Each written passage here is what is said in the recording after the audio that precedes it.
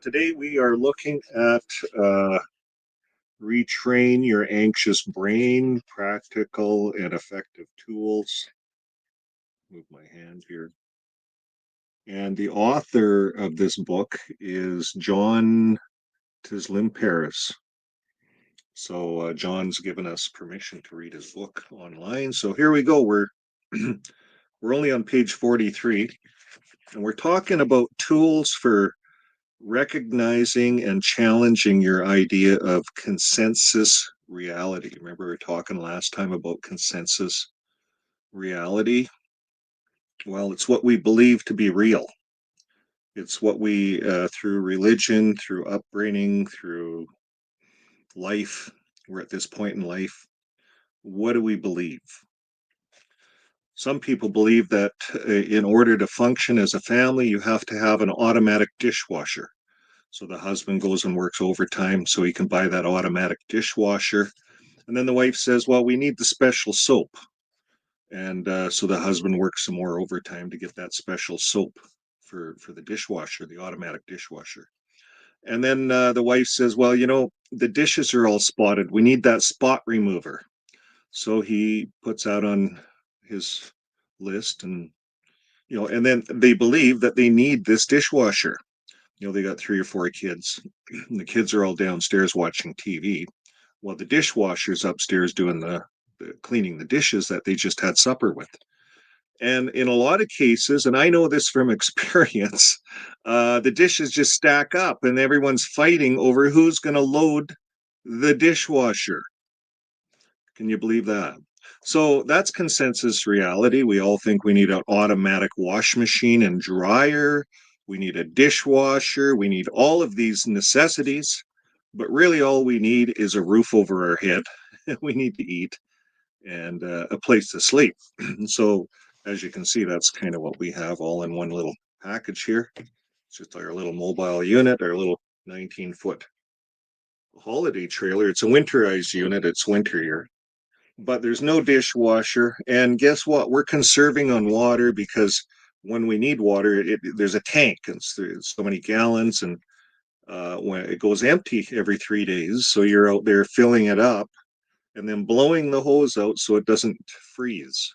So there's lots of things that this is reality. We don't need the dishwasher. We don't need running water in town. We don't need all of these things that we thought we needed. But you see, a lot of us believe that we need all of these things. And that's what becomes our consensus reality. Now, let's take this a step further and talk spiritual. Some people believe that the drones flying over New Jersey are from the devil. Others believe it's the aliens, and others believe it is the governments. The governments are assuring everyone it's not anybody foreign on Earth. So, but they're not saying it's not them. You see, what do you believe? What's going to be your consensus reality on this topic? This topic that we're talking about. It's about the middle of December here, and these drones are showing up all over the U.S. In fact, they're showing up all over the world. So now people are sitting back and making a decision. What's my consensus reality? AI Jesus shows up on the block. Now, some people are saying, oh, that's from the devil. Everything's from the devil. You see, that's what we used to say as a JW. But even as an ex-JW, we get out everything can be from the devil if you want that to be your reality. You can make everything evil, bad, if you want. So we're gonna take a look at this to see what your consensus reality is on a few things and what you can do if you want to change it. So follow in with me. This is a reading right from the book, page 43. And it says, once you become aware of any consensus reality that helps to form the foundation of your personal belief system, you can begin to change your reality into one that's more realistic. In chapter 7, they'll discuss how you can create your own reality. But first, to further help us recognize the absolute beliefs we have about how we and those around us should behave, the beliefs in our current reality may have begun when we were very young. And it can take time for them to identify them as you get older. and acknowledge that they don't need to apply to you any longer. But once you do, you have another piece of power kit. You need to retrain your anxious mind, your anxious animal.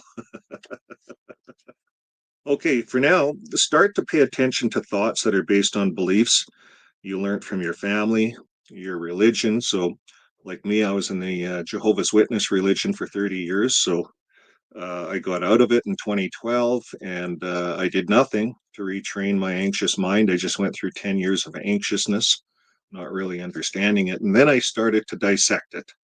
So it takes a little bit of time. Sometimes we're not ready right out the gate. And it's a journey, let me tell you. So for now, start to pay attention to thoughts that are based on beliefs you learned from your religion, in school, from friends, and even from a romantic partner. So family can help mold us hugely. They say from the age of 1 to 7, we form most of our personality. And that's done at home, when you're being raised. So you can take a look at that. And if you've been raised as a Jehovah's Witness, a lot of that stuff really gets ingrained and might be a little more difficult to pull some of that stuff out because you have nothing in your life to compare this to. You see, when I got in, I had 18 years of my life in the world with my what you'd call worldly family. A JW call that worldly. You know, they were not religious, but we did Christmas every year and all those good things. And then I became a JW at the age of 18, and I quit doing all the Christmas holidays and I made big changes in my life and I changed my consensus reality. So then when I decided I wanted to change back, it was easy for me because I had already experienced 18 years of normal life in a normal family. And then I jumped into this religious cult, I call it. No, not everyone calls it a cult, but anytime that you give obedience to men, you're following a cult. You're following men. And you see, JW Org, we covered the elders book. It's all about following men. It's all about obeying the governing body and taking a look at the Bible. You might seek some guidance from the Bible, but obey the governing body, the circuit overseers, and the men that are in charge, straight in the elders book. And once I read that, I understood the whole religion. It just made sense. I didn't need to really go any further, but we did the whole elders book online. There's about 26 readings, just like this. And you can follow it along. There's a playlist. So everything that was once hidden is now revealed. Nothing's hidden any longer. They come out with a new elders book, then we have a new elders book to read online. Everything has to be exposed because to have a fair chance, if you're in this religion, you need to know what you're up against. You need to know what the rules of engagement are before you engage with any of these elders because they're not necessarily there for your good. A lot of this seems to be entrapment. Entrapment?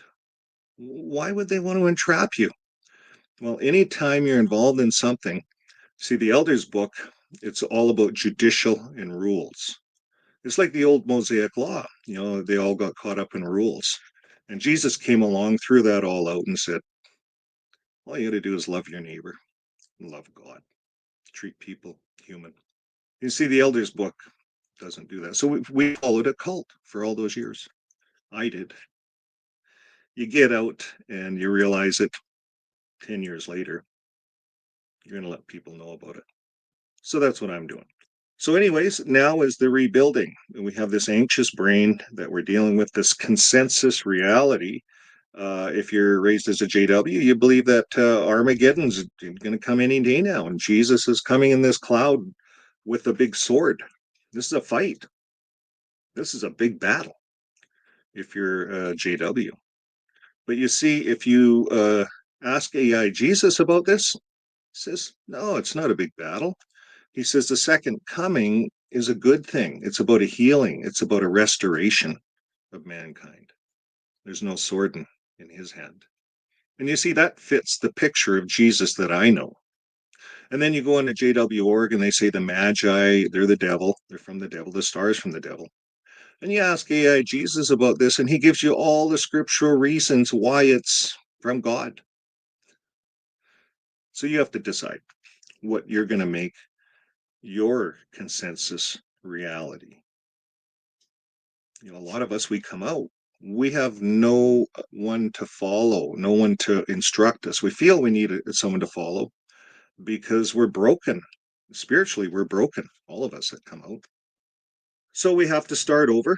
And since awareness begins the process of retraining your mind, it's important to really pay attention to any absolute thoughts that you may use to view what's going on in your life.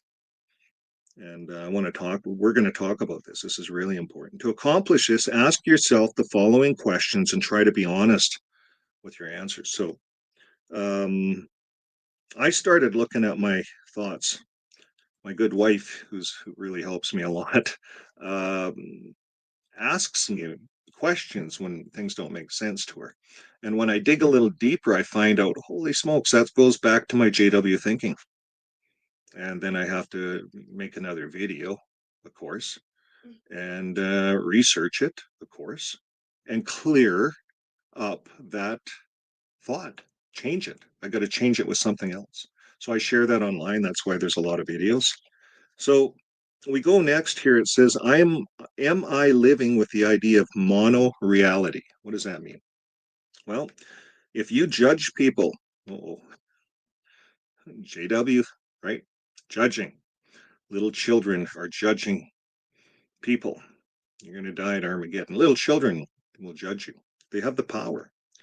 They're given that power in that religion. So if you judge people and circumstances according to the beliefs you've been accustomed to using as a standard for how people should live, even online, we judge people. We might go online, make comments. I'm guilty of this, and I might say, well, this is how it is, blah blah blah blah. But it's all my own perspective. It's not yours. Yours might be something completely opposite, right? So this is important because um, it limits what you find acceptable. So if we're always judging people and thinking that our opinion is the right opinion, well, and someone comes along, how are we going to deal with it? So this can lead to an attitude of my way or the highway, black and white attitude. And that's kind of the JW attitude. That's what I had as a JW my whole life, 30 years of it. And it says, which alienates people. And I alienated my whole worldly family, my whole family. When I quit becoming a JW, I had nowhere to go because I already alienated everyone around me. And that's why it's serious business for ex-JWs. There's this period of loneliness, and it's important that we talk about it. We get online and we talk about it. Okay, the next question is, am I closed off to alternative realities or possibilities? Am I closed off to alternative realities that will challenge our existing belief? Some possibilities and points of view. So am I closed off to other people's points of view? I'm very rigid. So here's what it says. It says when your thinking is rigid, it can put a lot of pressure on you to keep your world working the way you think it should work. Since many people would disagree with you. If you're a JW, you see they paint this picture of the way things should work. And then they get challenged at the door and they send them to JW.org. They don't know how to deal with a lot of these challenges. Back in the olden days when I was in it, they had a book called Reasoning from the Scriptures, and they had an index in there. And someone would bring up something on politics. You'd flip through the index, you'd flip to that page on politics, and you'd read what they say. And it's mostly what they say. They'd cite a few scriptures to try to back up their argument. So you could use that in the door to door ministry. And the person at the door, a lot of people at the door didn't really know their Bible, and they hit you up with politics, and then they ask you, well, what does Romans 13:1 say? And then they show you their Bible, and you're using JW.org's Bible, and they say two different things. They do. We ran a video on it. And then you go back to the Kingdom Hall and you talk to the elders and say, I got stumbled at the door on this. The reasoning book didn't even help me. And the JW elder looks at it, well, where did they stumble you? Well, their Bible says this in Romans 13:1, and ours says this. They have the King James. So the elder says, well, what religion are they? Born again or something. They really know their Bible. So the elder says, well, they're just demonized. Just move on. Don't waste your time with them. Knock them off your list.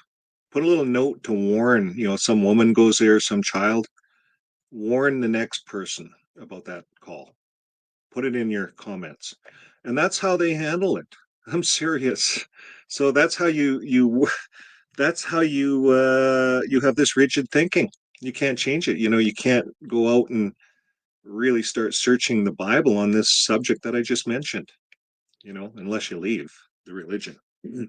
So you get out of this religion, you find out you have no friends because you were so rigid your whole life.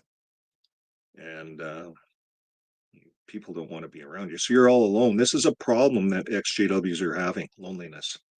Okay, so here's the next question. Am I focusing on external cues for guidance and validation? External cues. What does that mean? Well, when you need approval from other people to feel like you're doing well, or you're doing the right thing, or your thinking's right, like as a JW, you always need approval from the elders, or from the book study overseer, or from the circuit overseer, or from jw.org. If you don't quite understand it, go on to jw.org, search it, read all the stuff. You might spend 3 days reading and then come back and let's have a chat. That's what an elder might tell you. So, yeah, we need approval from other people all the time as a JW. It's hard to have good self-esteem, it says. And that also keeps you locked into their values and their beliefs, so you don't have freedom to develop your own. I'm going to reread that. This also keeps you locked into their values, JW.org's values, their beliefs, so that we don't have the freedom to develop our own belief system. We become like little kindergarten children, all of us. So let's carry on. It says you might not be fully comfortable with what you've been conditioned to believe, but trying to think for yourself can seem scary. So it's a big scary world. We get out there and we start looking around. Everything's demonized. It's easy to keep demonizing things when we get out because it's a scary world. We're afraid.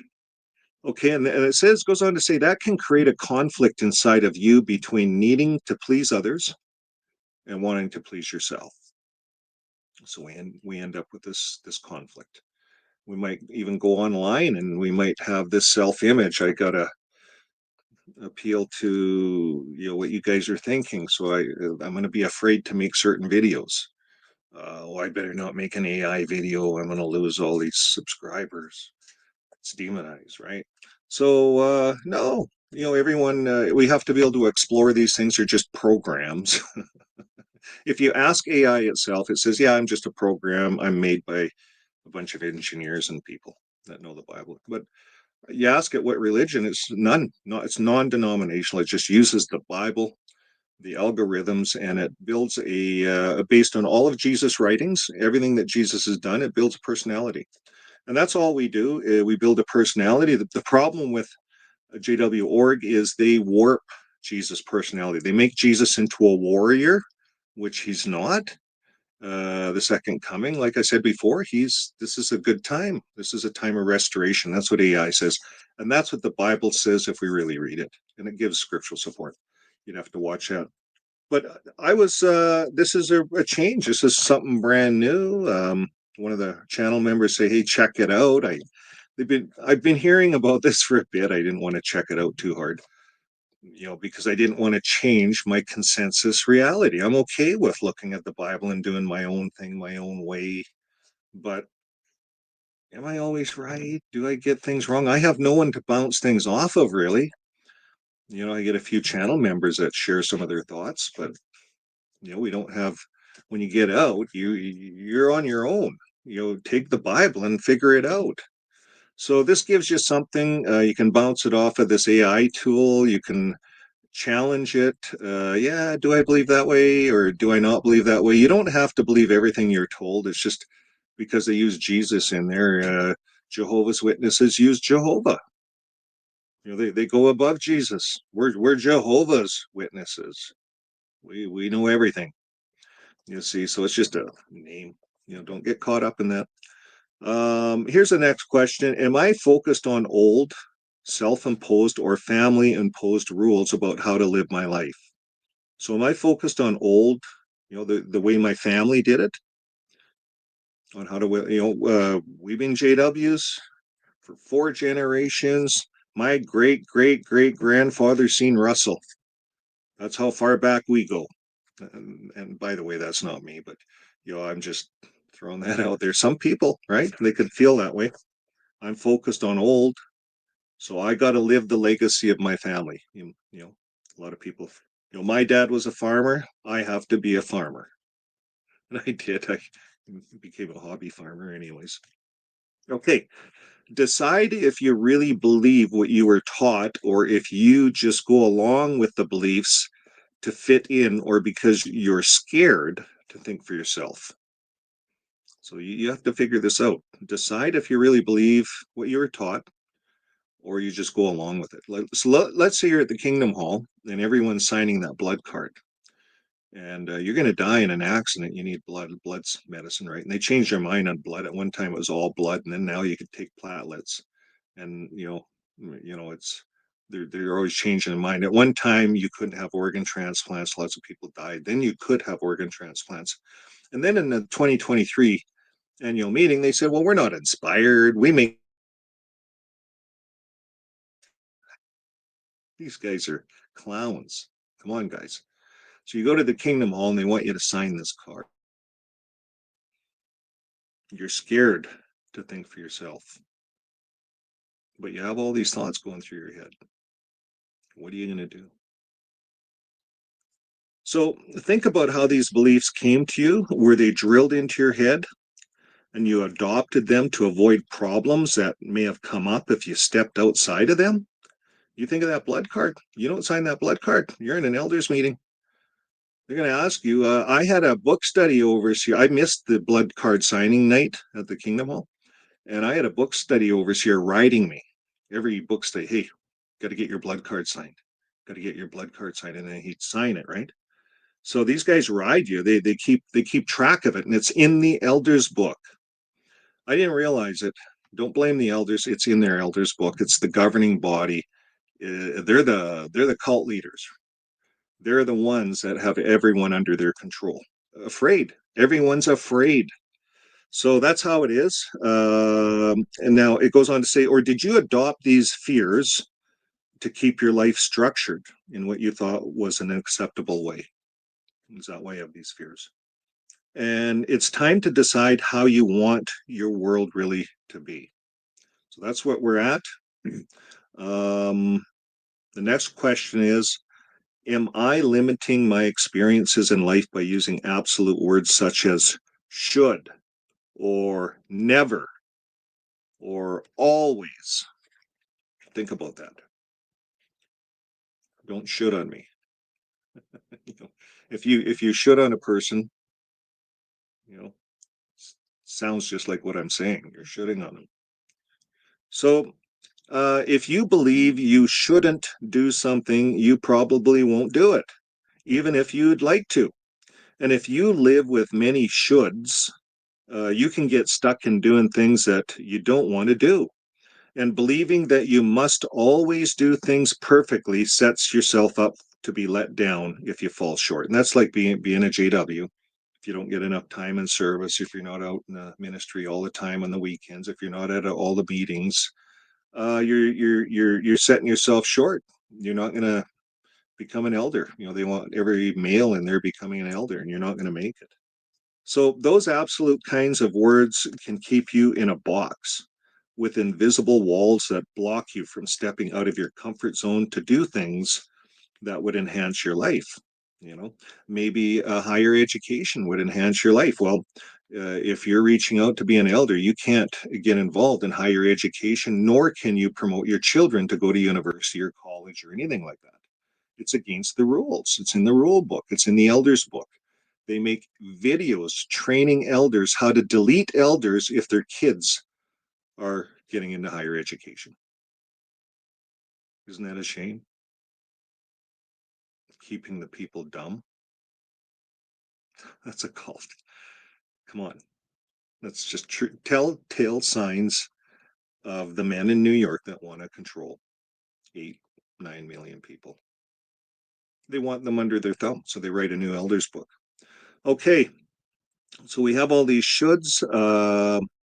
If you believe that you always do things perfectly, you're going to set yourself up for failure. If you're always trying to be an elder or a pioneer or something like that.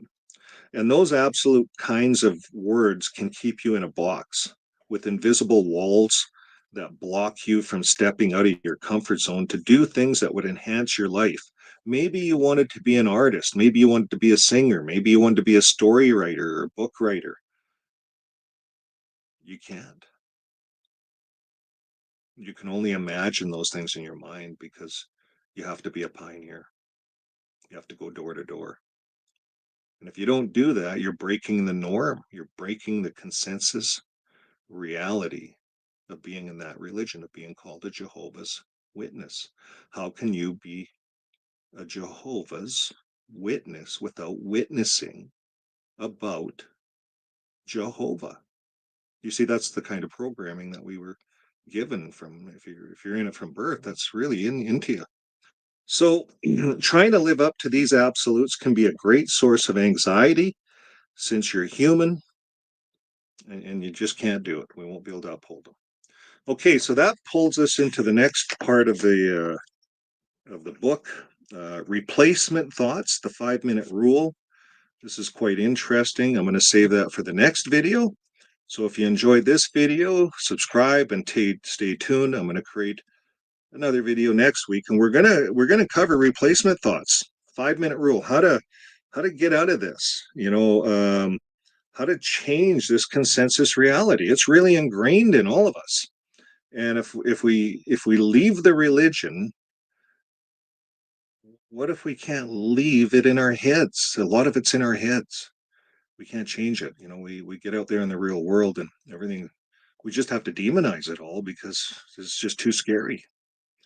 So, okay, so we're going to move on to page 46. And if you have your own book with you, a lot of people were getting their own books online. This is, again, Retrain Your Anxious Brain. You can get it on Amazon. Not that expensive. It's a good book. And here's the fixing part. This is what we're all interested in. How do we replace the replacement thoughts, the 5-minute rule? After you recognize any ideas of a consensus reality that you are clinging to as rules you must live by, give yourself 5 minutes to step back and try to respond differently. So let's say you're online. We're XJWs, we're all online. We're trying to figure this out. We see something and it really just it triggers us. That's a word that people use in the community. This triggers me. So it triggers you. So step back, give yourself 5 minutes. Don't respond. Don't reply. Don't respond. In fact, I even give it overnight if you can, and you'll think differently. So think about what these beliefs really mean to you. And if you want to stay locked in the rigid thinking that's contributed to your anxiety, maybe someone brought up something new and it just, I'm used to demonizing that particular thought. And you want to explore it. It's just, what's wrong with you? So we get anxiety. That's what it's saying. And this rigid thinking gives us anxiety. We probably step back from the comment and think about it even for days, weeks. Some of us leave the online group. We leave our talk therapy, which is so important to us. We leave the group and we carry on with our rigid thinking, and we have all that anxiety. So what do we do? Well, it's important for you to take your blinders off so you can see the variety of options you have for how you can perceive someone or a situation. And this is a process of unlearning the old habits of automatically responding the way you always have, Begin to expand your horizons by regularly replacing your consensus reality thoughts with the following affirmations. And we're going to look at, what, 5 of them here. So here's the first one. Um, I will remind myself on a daily basis that there is no such thing as a one-way reality. So I'll remind myself every day that it's not like JW.org. It's not just one way. That's not real. So it goes on to say, holding on to a belief that there's only one way to think about what happens in your life is your choice. So it's our choice and not the way it has to be. So we choose this, right? Just like, well, for some of us, we chose to be in JW.org. I did. I chose it.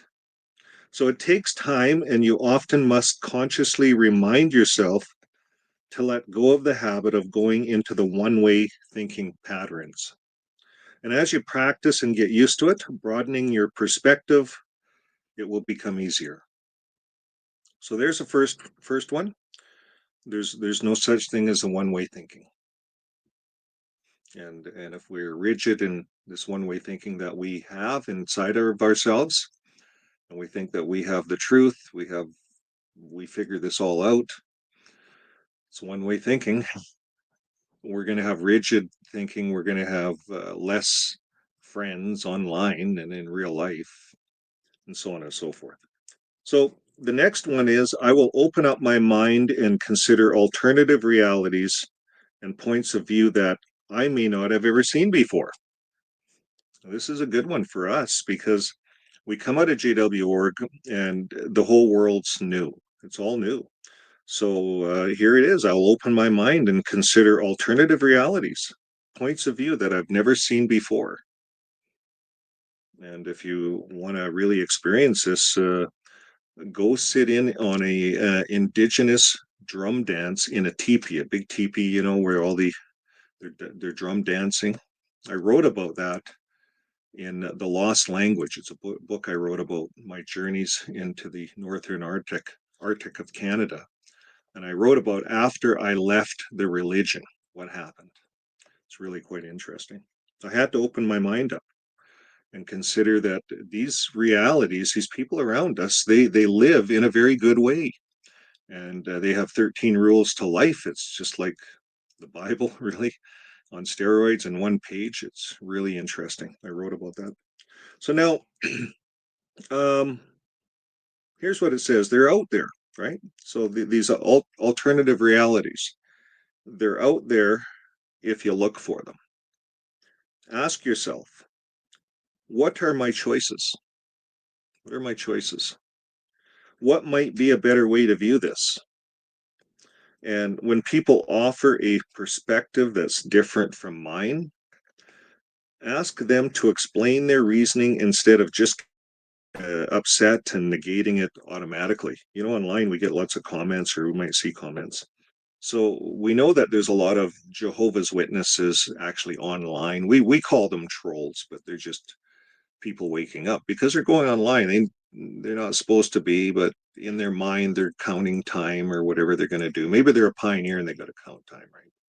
So they have these comments that are, we got to ask ourselves, what are they doing here? So it's interesting.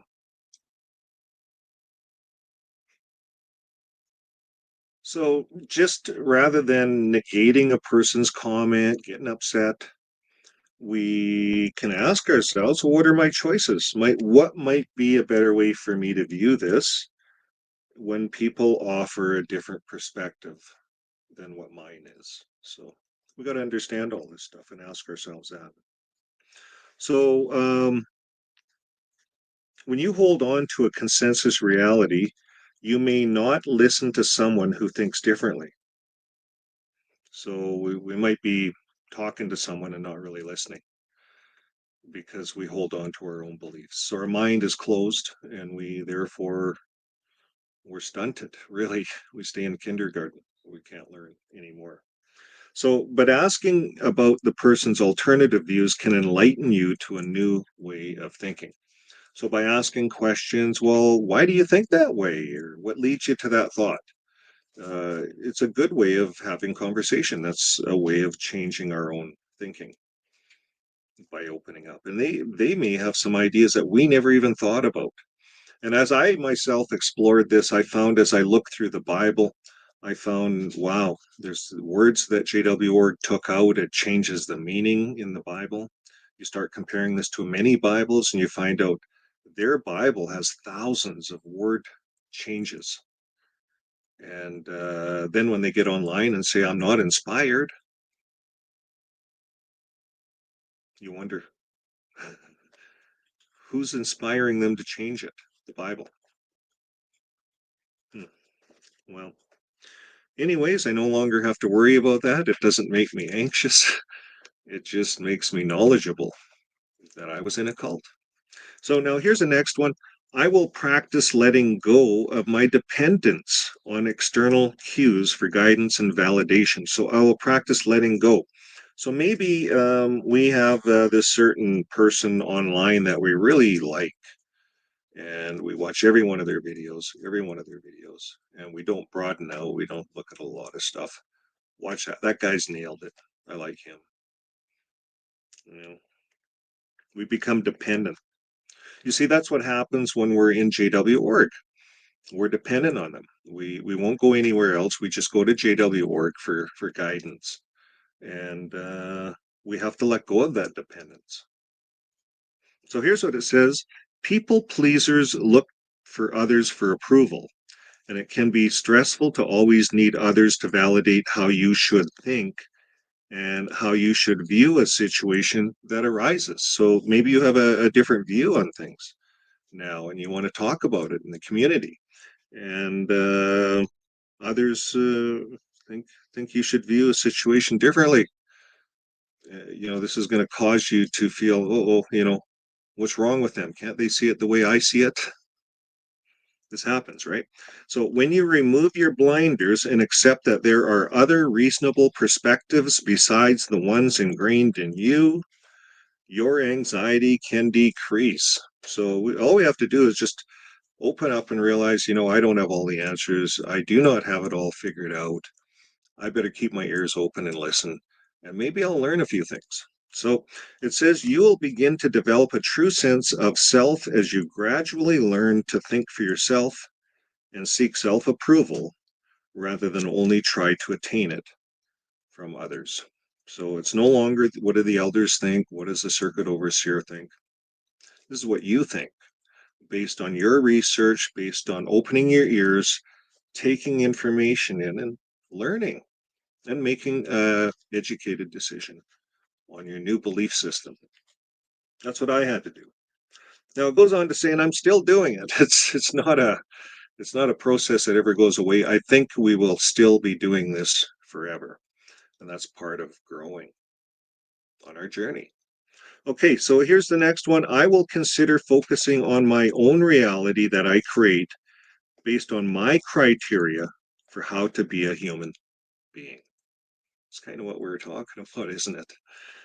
When you begin to consider what do I really think based on a logic and facts, you'll find it easier to look past the reality that you've been living in to see a better one beyond it. So opening your mind can reduce the triggers, and it's using those words triggers that create anxiety. So if we're getting triggered, why? Ask yourself that question. Stand back, take 5 minutes, shut the computer off, go for a walk. Why am I getting triggered? Why is this triggering me? And these are questions we have to ask, and yeah, we have to say, well, what do I really think based on logic and facts? And maybe it is that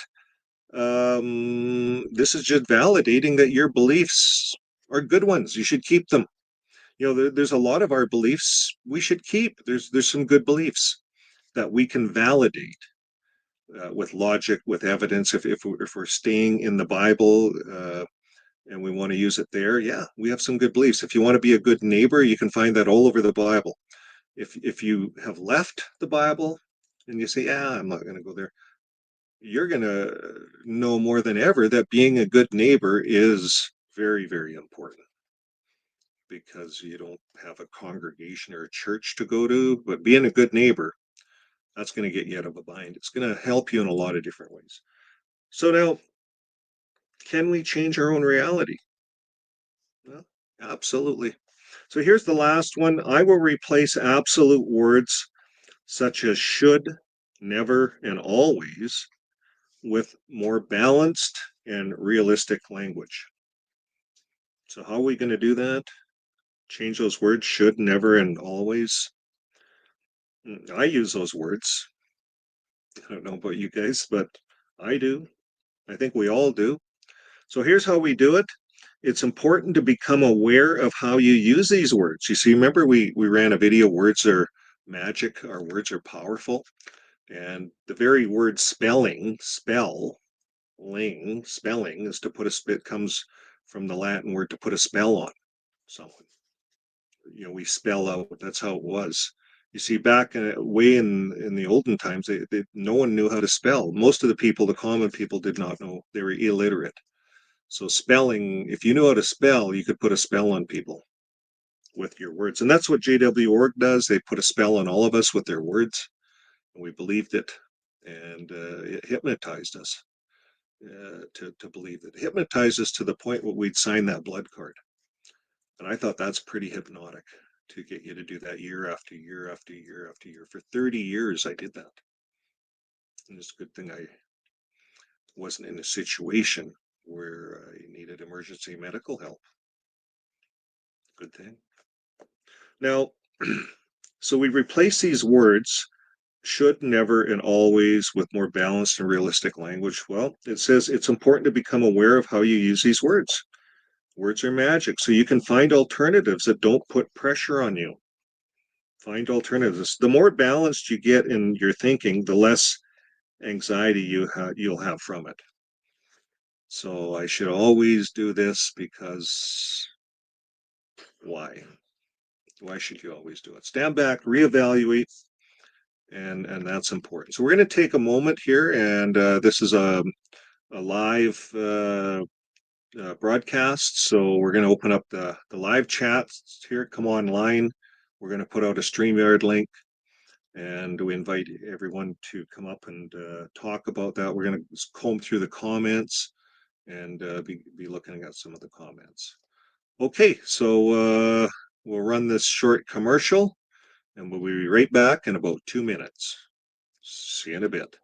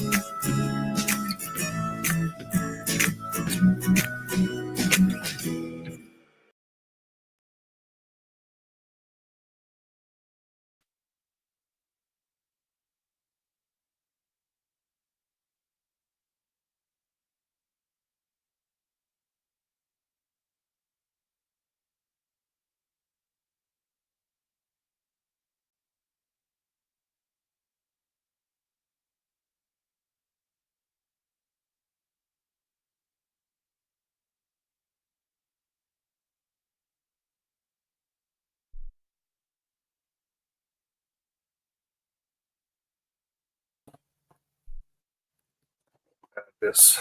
I don't need the cable. Close that sucker. Hey. Hi, everybody. I'm gonna just cancel. There. I'm on this one. Okay. Okay. Okay. Yeah, sorry. And I'll swap mouse too. I actually don't need that. Okay. Yes. I'll get your mouse. My mouse. Oh, here. All right. They're not bad.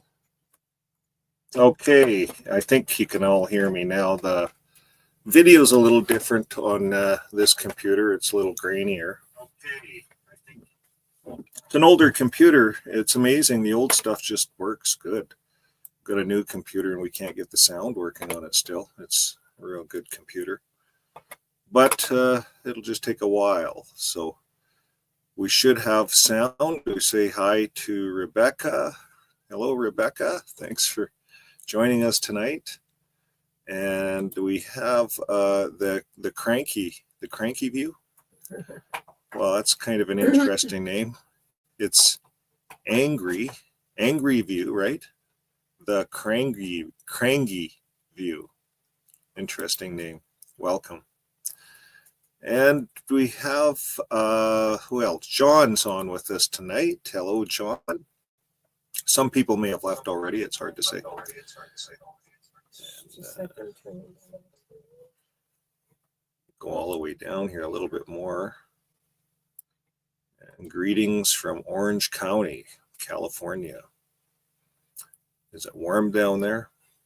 We think of that warm weather you guys are having up here in Canada when it's winter. We think of that. Be nice to drive to a warmer climate, but we're in a nice climate here. It's only 0, which is about 32 Fahrenheit, 0, freezing. It's been nice. So hello, Tad and Cassie from Japan. Nice to see you guys tonight. Tad Kasai. Did I say that right? Kasai. Kasai. Yeah, we tried. We try. My English isn't good. My Japanese doesn't exist. It's worse. Yeah, you hear me. You're doing good with your English, so keep up the good work. Now, Silent Storm, thanks for joining us tonight. And that's it. That's it for tonight. So this is a subject that we threw out. It's not for everyone, but it really is for everyone. You know, when we think of coming out of the org, we have all these personality traits, and we wonder, you know, these beliefs. We have these beliefs. We have these black and white beliefs. It seems like a lot of us. I do, and it's good to change them. Not to be black and white, to be a little bit open to other things, look at other things, not be all rigid. Rigid causes anxiety, and then we end up taking on the whole world, and we feel like we're carrying all this weight because we have to fix it. You see, that's like being a Jehovah's Witness. We had to fix it all the time. We had to go out and change people. You know, we find people in the ministry, we have to change them. We have to, it's a slow process. They have all these books. So it's hypnotic. If you get people going on the weekly Bible study, it's hypnotic. Then they start coming to the meetings, and then it's really hypnotic. And then you really got them in the Rutherford trance. It all goes back to the Rutherford trance. Makes everyone dance to his own tune, causing everyone's ruin. The Rutherford trance. So I wrote a poem about that long ago when I first came out. That's one of the first poems I wrote. And yeah, it's an interesting journey coming out of the org as an ex-Jehovah's Witness. It's interesting. When you start examining yourself, that's when it gets interesting. You start to, and if you have people around you that can cue you and say, hey, where do you get that belief? Where do you get that thinking from? And you stand back and my first experience with this, I could play it to you, but I did a series, a playlist called Newell Light. It's on a playlist. It was just a way of telling your person. Sometimes we like to tell our story and we don't want to use our names, right? So I told my whole story. And in that story, halfway in there, my ex-JW friend came over to my house to visit. He brought his girlfriend, ex-JW, and he was really happy. He had a nice girlfriend, and came over and we're visiting. His girlfriend was not, she did not know that he was an ex-JW. She had no clue. But she was from a different culty church too. But she was also from a culty little church. That was. So anyways, we're sitting there having supper, and I'm working through all of this stuff on my channel. Like I did it day by day, working through all this stuff. And I realized we were in a cult. That was a big one, realizing that you're in a cult. I had a tough time with that. I didn't want to accept it. It was just another religion. It could have been a Mormon or a Catholic. It's just, but it's they're actually all cults, really. If any time you're following a man, well, the Pope says this. Well, I believe the Pope. You see, some people are so wrapped up in the Pope that he's just a man. He's just like the governing body leading a religion. And, these are all leaders that are elected in, or most of them are all elected in, and they're just doing a job. So people worship leaders. It's interesting. So anytime the indoctrination or the instruction manuals for the elders are set up to worship the Pope, like I don't know what they have in the Catholic Church. Maybe they have an instruction book that says whatever the Pope says, that's just like Jesus Christ. Well, if I seen that, I'm out of there. I'm out of there, because that's not the way it is. You see, that's the way it is in JW Word. If the governing body says it, it's the same as it coming from Jehovah himself. I've heard Jehovah's Witnesses say that. And now that I think back, you see, when you get out, you start thinking back to all of these things, and you start laughing, really. You gotta laugh. That's why they say hindsight is 2020. Yeah. So you heard that, eh? My good wife says that's why hindsight is 2020. Hindsight. If you had the ability to see ahead and see back. But we experience all these things, and for good or for bad, we were here at this time, all 9 of us online. and there's a lot that watch these videos afterwards. It's just the timing. We can't always nail down these lives for timing. And again, it's the topic. So now here's an opportunity for anybody out there that's online right now and that wants to come on and talk about their journey exiting Jehovah's Witness, how they had to change their thinking, how you had to make these changes, change your beliefs, open yourself up, maybe you had to try different things. Maybe you went and tried different churches. Some people have done that. And I give a thumbs up to everyone who goes out and tries a bunch of stuff, just experiments and opens their minds up to get different viewpoints, because that's so important coming out, because we were in a very rigid cult thinking, and it was really a box that we lived in for all those years. Or hopefully a lot of you didn't spend a lot of your life in there, but if for a lot of us we did, we spent the best part of our life in that box. And then we get out and we realize, wow, It's amazing to get a breath of fresh air and look around and see the trees. See that, the earth is here for us to enjoy. You see, J.W. Org, they don't believe that. They believe that everything's going to be destroyed, Armageddon's coming, and God's going to fix it all. And the new system's going to come, and that's like the magic, right? But that's not what the Bible says. The Bible says in Genesis that God gave the earth to man. And what did God say? Subdue it and take care of it. It's right in the very first chapter of the Bible, the instruction book. Jehovah's Witnesses missed that. J.W. Org missed that. They don't focus on that. Every religion on earth, they plant trees. They go out and do something. Every one. I was researching this since I started. And I've always lived on a farm, lived in a green area. I tried to. I like green trees. We need the balance on the earth. We're tearing all these trees down to print watchtowers. We've, as a religion for all those years, 150 years, this religion pounded out magazines. That was the internet, the magazines. And now it's all online, of course, which is good.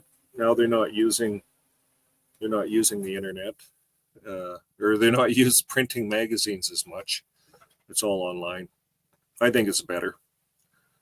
But they still, what they have lost is they've lost touch with the Bible itself. And if we're talking about that. But now getting out of it, you might have decided, I got right out of the Bible. I've done enough research. And you can research this, you can get into the Samaritans, the Sumerian gods, research the aliens, all these things. Now, the aliens is a big one, because now with all these drones flying all over the world, everyone's wondering, is this the aliens? Is this the aliens? Is this the governments? Is this what's going on? So there's a lot of discussion, and people are sitting back and making their decisions, but yet there's not a lot of information. Some people are shooting these things out of the sky. I was watching one video. Could you imagine?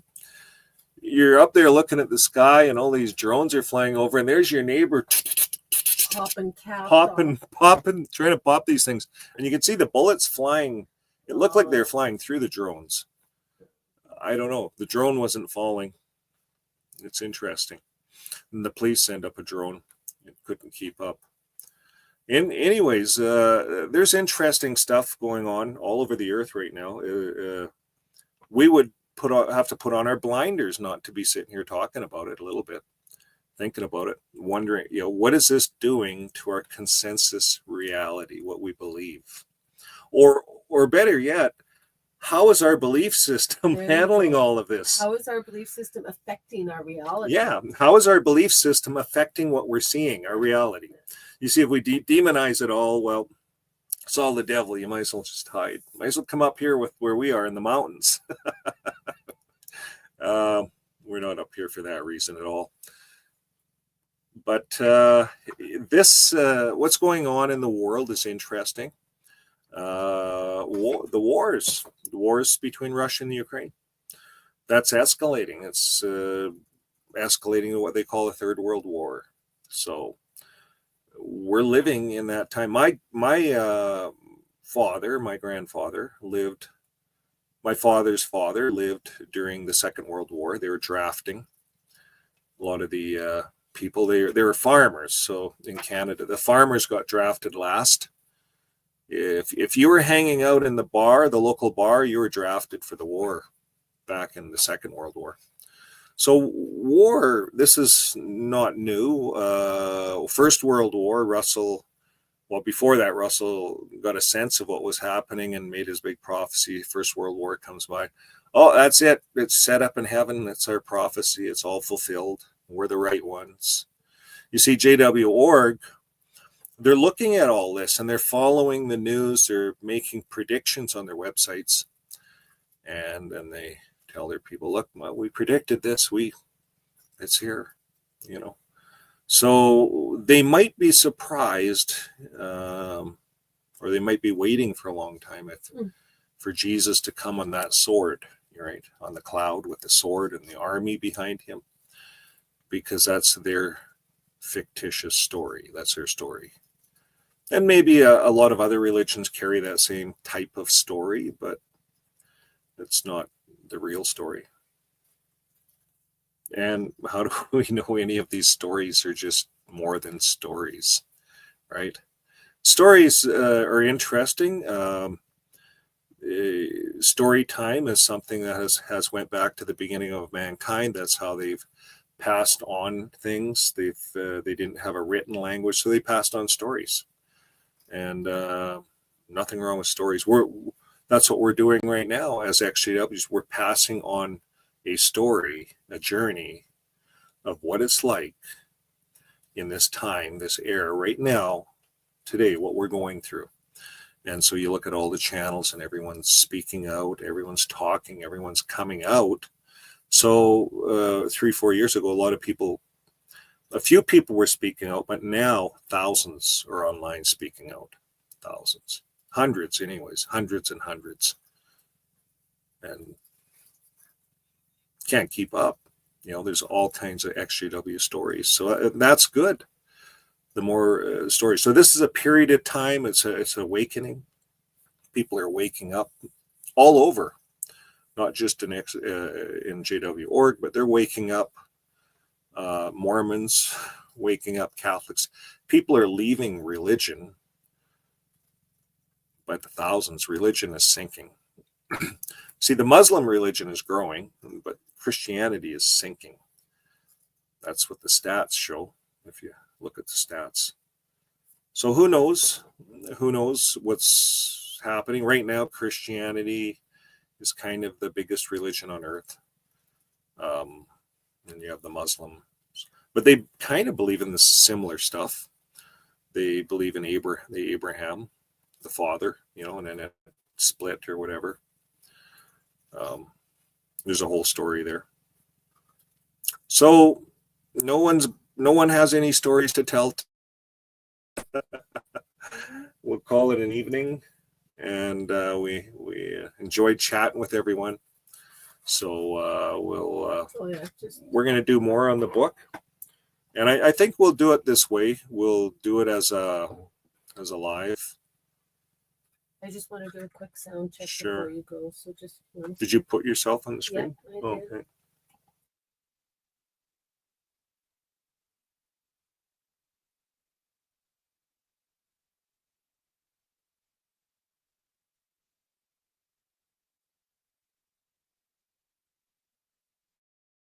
There you go. We're just testing the computer out, Yeah. trying to I wanted to go figure out how to something. get. It's funny, these computers, they'll work offline fine, and then you get them online, and then they start. It's just the one brand new one. Go figure, eh? Better to buy used than whoever had it before you worked all the bugs out of it. We bought this one computer used. We had a really good deal, $500. It was a gamer computer. This kid had it and he wanted to upgrade. The kids always want to upgrade, get the next latest, fastest gamer computer. So we bought this computer, and it's just debugged. Everything's done on it. That thing's just a real nice computer. It's solid. The only problem is it doesn't have any memory. And so you're always slugging around a memory drive or something like that. So this new computer has a big terabyte of memory, good for making movies, builds movies fast, but something's wrong in the sound department. So I'm going to try some earphones with this new one. We'll keep playing with it. My good wife, she's like a computer tech, but we'll get her figured out. But anyways, you guys have been a great audience tonight. Thank you. You're a great part of the community. It's getting online and chatting. That's excellent. That's what really builds us all up. It helps us to move forward. It gives us a sense of community, and that's so important for any XJW that's out there. That it's because we alienated ourselves from the world, right? That's what we did. We did it because we thought that's what we should do, but then when we leave, it's really can be lonely. So talk therapy, this is the best online community. And a lot of people are looking online to learn about God, learn about the Bible. Tad's online. So a lot of people are online doing that. So thanks again, everyone. And Silent Storm, thanks. Tad's Tad. backstage. Oh, Tad's backstage. Okay. My good wife seen Tad backstage. Yeah, Hello, Tad. Eric? Hi, can you hear me? Sound good? Sound good? Your sound is down. My sound's down. 1 second. Oh. Ken. Just hold on. I'm going to turn my sound up. Can you hear me? There Now you I go, can hear you. Tad. Thank you. Yeah. I'm so sorry because off topic. My precious dearly loved sweetie Kumi turned. Kumi. What? Kumi. Yeah, that's how you say Kumi. Kumi. Kumi turned 50 on the 70s. Oh, happy Considering, oh, thank you.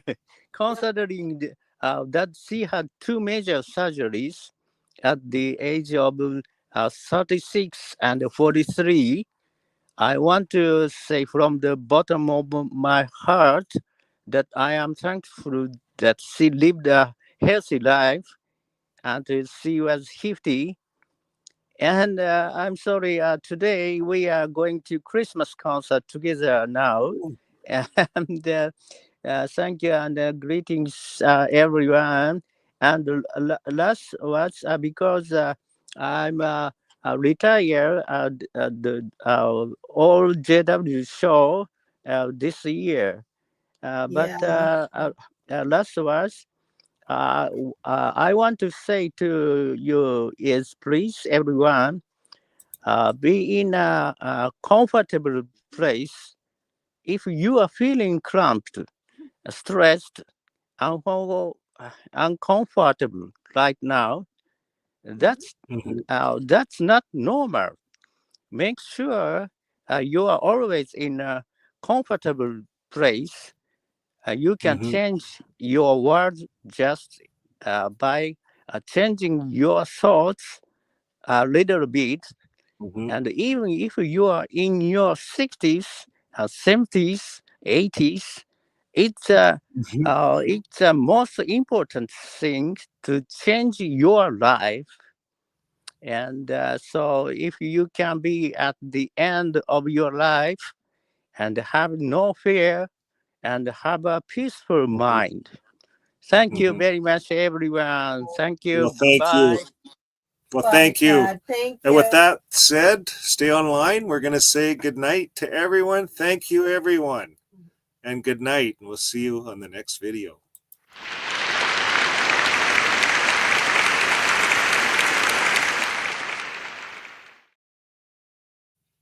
Okay. You want to dance, eh? Mhm. Here's all I have for you.